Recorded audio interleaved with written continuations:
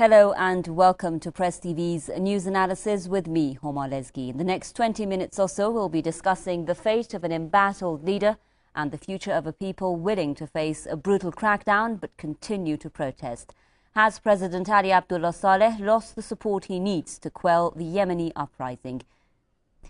We'll try to find answers to that question from our guests now. Joining us from Beirut is Kevin Avendon, author and political analyst, and also Jeff Gates, attorney and author of Guilt by Association, joining us live in Phoenix, Arizona. Thanks so much for being with us. I'll start the first question with my guest in Beirut, Kevin Avendon. Kevin, the resignations of dozens of politicians from Parliament, the ruling party, army personnel, key tribal allies, we're hearing even his own brother. Is President Saleh losing the support he needs to quell these protests? I think there's no doubt that he's losing the support that he needs, and that was apparent on Friday with the reaction throughout Yemeni society at the slaughter, the gunning down of over 50 peaceful demonstrators. The question, I think, is a question of how long and whether he's prepared to fight it out, and in so doing to try and turn to the methods that have been used by Colonel Gaddafi in Libya of drowning the popular uprising, drowning the youth-led democratic revolution in Sana'a in a complex civil war. I think that the options for him in doing so are limited, but at the moment he appears to be trying to hang on and to continue to enjoy the support of the Saudis, and certainly not the outright condemnation of the United States or any of the European powers, who of course are otherwise engaged, shall we say, bombing in Libya in the name of humanitarianism. Well, let's go to Jeff Gates now in the US. Jeff, Saleh has warned of a civil war, as our guest in Beirut was saying there, resulting from what he calls a coup against his rule. Some observers have been telling us that's an address to the West, a warning that his departure would become another so-called failed state. What do you think? Well, I'm a little suspicious, actually, of some of these. I mean, it's hard to be supportive of an autocratic regime, so you want to, support forces that are trying to move those off the stage. At the same time, you recall the Lord Cromer used to say, we do not govern the British minister, we do not govern Egypt, we govern the governors of Egypt. So I wonder who really is behind this, who will emerge in the background. Certainly it's destabilized the region. Certainly you can see the price of oil spiking. I wonder if this is a broader sort of chessboard game that's being played out. And I'm particularly intrigued that Saif Gaddafi, for example, has conceded that he financed a large part of President Sarkozy's campaign in France. And I noticed about 18 months or so ago, Saif Gaddafi was outside London with Lord Rothschild, Peter Mandelson, who's the best-known Zionist in the parliament, and Oleg Deripaska, the Zionist Russian, who at age 40 was worth $40 billion, one of the Russian sort of Jewish mafia there. So I'm trying to look into the background and give a little more historical context on this and see what really may be playing out. So I think we don't yet know, but I'm disturbed, frankly, by part of it. Right, I'm hearing that Dr. Mai Yamani, author and a Middle East scholar, is joining us now live in London to share her thoughts with us. Dr. Yamani, thanks so much for being with us. Speaking of the situation in Yemen now, the opposition has said that it wants President Saleh gone within 48 hours and has reportedly requested asylum in Saudi Arabia. Do you think we are moving toward the end game here? Yes, certainly. The end of the Saleh regime is very near. His days are few. And we know that when there has been so many resignations from ambassadors, ministers, the media, the tribes, the main tribes in Yemen, and most importantly, the defections of the army generals. And in this case, we know from modern history that when the army abandons the regime, then its days are numbered. Well, Dr. Yamani, we're hearing of mediation efforts as well from Saudi Arabia for an early presidential poll. What do you think are Saudi Arabia's concerns here, and will they even want to give the kind of help to Yemen that they've been giving to Bahrain?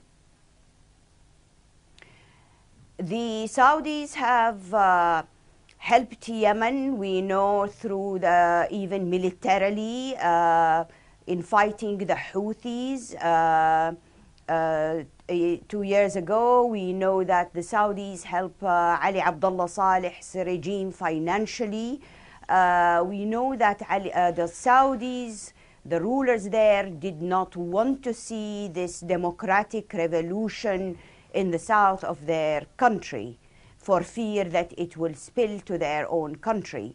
But now, as Ali Abdullah Saleh sent his Minister of Foreign Affairs to Saudi Arabia, the reception has been lukewarm, if not cold, because they know in Saudi Arabia that their ally Ali Abdullah Saleh's days are over, that it is like a ship that is sinking, and they do have, the Saudis, their alliances with heads of tribes, and they will be talking to some of the others to see what next in the future to secure their relationship with the new Yemeni regime.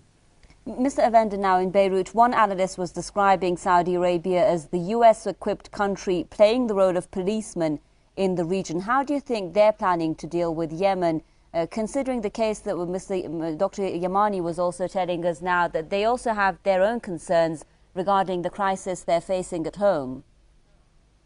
Well, absolutely. Saudi Arabia is the gendarme of reactionary interests and of global corporate interests inside of the Arabian Peninsula.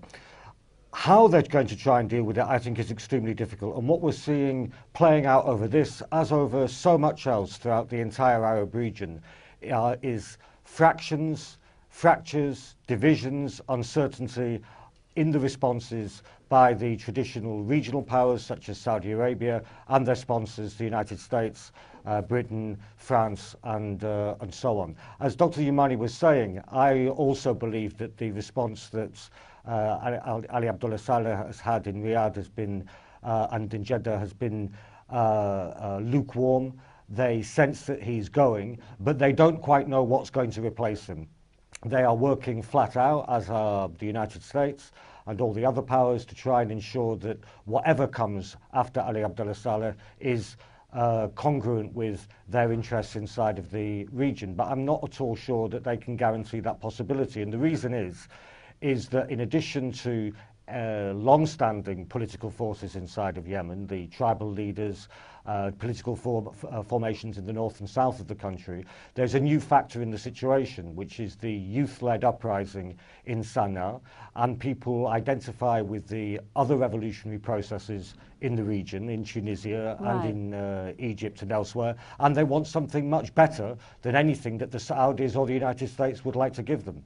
Yeah, and referring to the United States, there is another important ally for Yemen here. Mr. Gates, the U.S. Defense Secretary Robert Gates has said that the crisis in Yemen is shifting attention from the fight against al-Qaeda. Why do you think the U.S. is now reminding us of what a good friend Saleh has been in the fight against terrorism when the same man is terrorizing his own people? Well, I think what this is meant to do, I mean, we wrote a book about it called Guilt by Association. But the notion is, I think you're finding that you hear it in the news reports now, there go the Americans killing Muslims again. So who's got this storyline out there of the clash of civilizations? Because this is very much advancing this. You heard your other two commentators.